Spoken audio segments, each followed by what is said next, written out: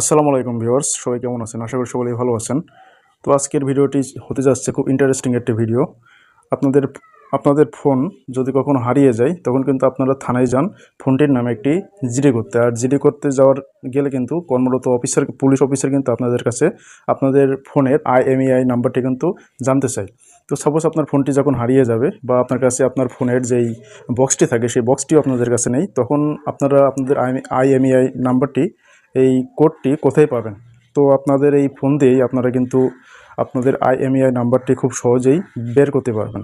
তো বের করার জন্য আপনাদের প্রথমে চলে যেতে হবে আপনাদের ফোনের ডায়াল প্যাডে যে এখানে একটি কোড, সেটা হলো *#06#।